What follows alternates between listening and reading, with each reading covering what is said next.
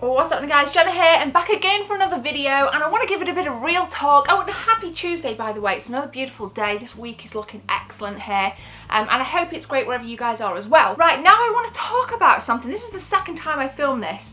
YouTube regrets, or maybe kind of decisions that I've made on this platform that haven't necessarily benefited me or you.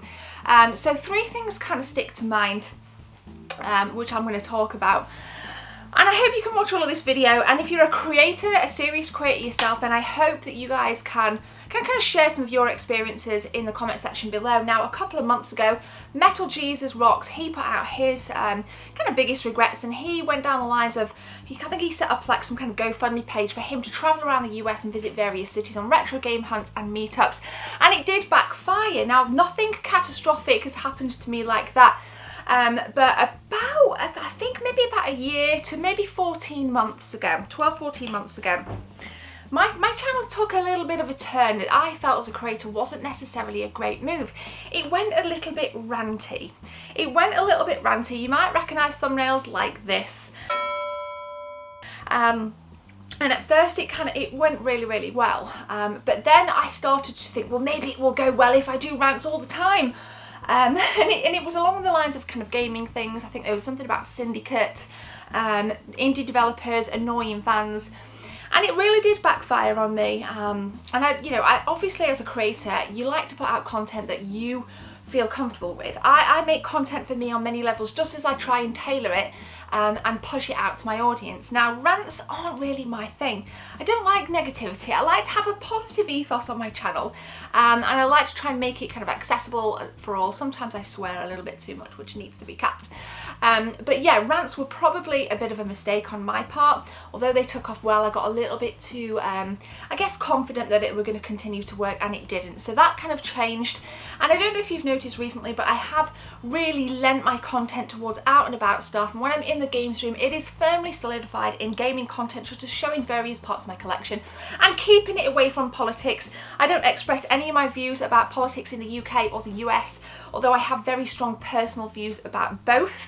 If you know me on a personal level, you will know what I think, and I don't bring it onto my channel because I think it gets a little bit toxic. So rants were a thing that I really regret, and let me know if you remember that. Second thing, not necessarily kind of a mistake, but perhaps a regret. I do ask for feedback, and I have listened to a lot of what you guys have asked for. Now, probably 2 years ago, a lot of people were saying, you buy all these games and we never see you play them. You buy all these games and we never see you play them. On and on and on and on.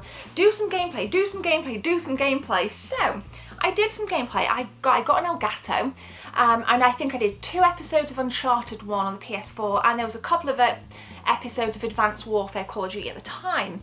Didn't take off well on my channel at all. Didn't take off. And I thought, well, hang on, people have asked for this. What's going on? So I didn't do it. I don't do gameplay videos, but I do live stream on my channel, and it is absolutely imperative for me as a gamer and not just a collector that I do play games and I do interact with you guys, because a lot of the stuff in here, a lot of the videos are based around being a collector, but streaming is me actually playing these games. I do retro streams and PS4 streams. So I'm not quite sure why the gameplay didn't take off, and a lot of people complained about it, and I noticed a dip in subscribers, and I thought, well, it's being asked for, so I really, it kind of boggled my mind a little bit.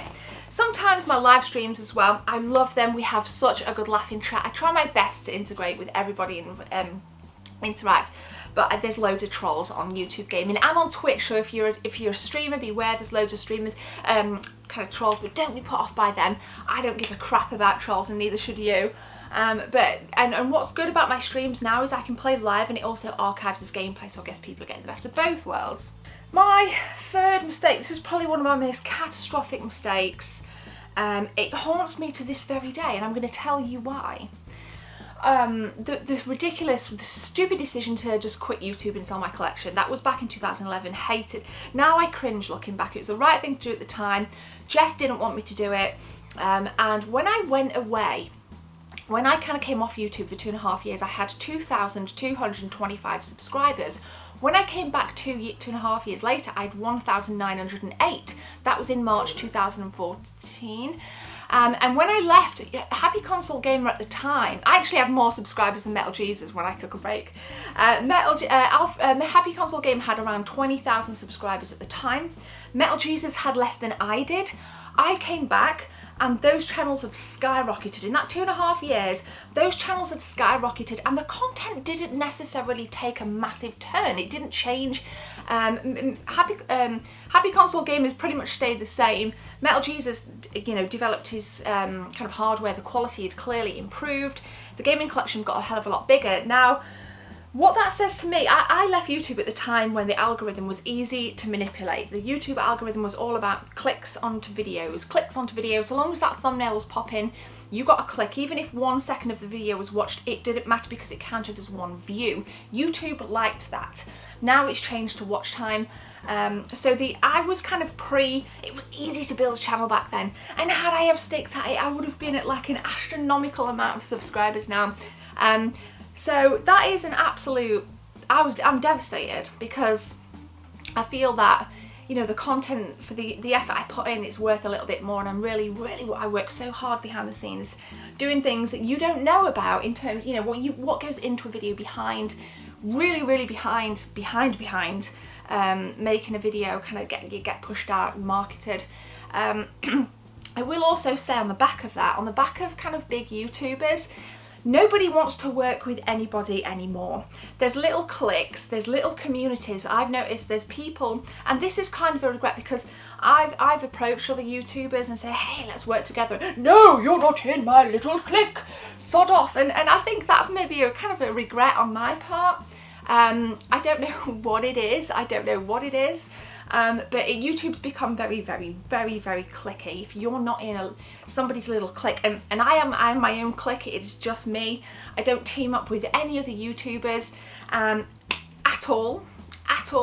And aside from kind of traveling miles and miles, whether it's in this country or to a foreign country, to go and team up and actually meet somebody and do like a kind of joint collaboration on screen, don't ask anybody to work with anybody. Don't ask anybody. That was probably my I've named 3, but this is my 0.5 regrets.